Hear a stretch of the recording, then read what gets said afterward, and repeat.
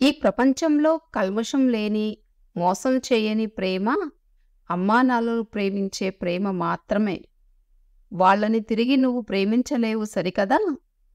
పట్టడన్నం పెట్టడం కూడా బరువై, బాధ్యత మరిచి, వారికి కరువు మిగిల్చి, అనాథలుగా రోడ్ల మీద వదిలేస్తున్నావు. నువ్వూ ఒక కూతురివేనా? ఒక్కటి గుర్తుంచుకో మిత్రమా! తాళి కట్టినవాడు ప్రేమించాలని లేదు. ప్రేమించినవాడు తాళి కట్టాలని లేదు.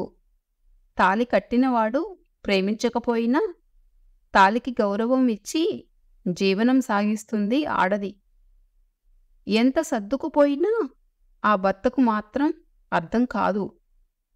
మిత్రమా, నిరూపించే సాక్ష్యం లేనంత మాత్రాన నిజం అబద్ధం కాదు. అరిచి చెప్పే ఓపిక ఉన్నంత మాత్రాన అబద్ధం నిజమూ కాదు. ఏదో ఒకరోజు కాలమే అన్నిటికీ లెక్కలు తేల్చేస్తుంది. కాదంటారా? విలువైనది ఎప్పుడూ ఆ విలువ తెలియని వారికే దొరుకుతుంది. అది వస్తువైనా, బంధమైనా. ఆ దేవుడికి ఇదేం సరదానో, ఒకరిని అర్థం చేసుకోలేని ఇద్దరిని కలిపి వేడుకగా చూస్తూ ఉంటాడు. చాలామంది జీవితాలలో ఇలాగే జరుగుతూ ఉంటుంది.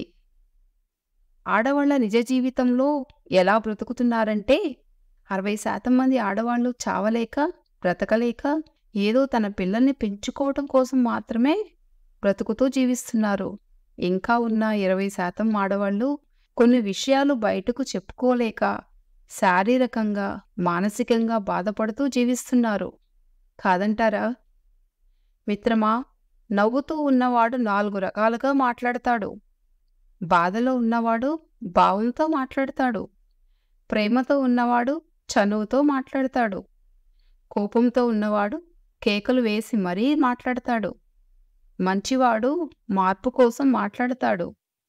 అసూయతో ఉన్నవాడు చులకనగా మాట్లాడతాడు. కానీ జ్ఞానం కలవాడు మౌనంగా ఆలోచించి మాట్లాడతాడు మిత్రమా. నిజానికి నీ యొక్క మాట నిన్ను మనిషిగా మారుస్తుంది. మౌనం మన మనసుని మారుస్తుంది.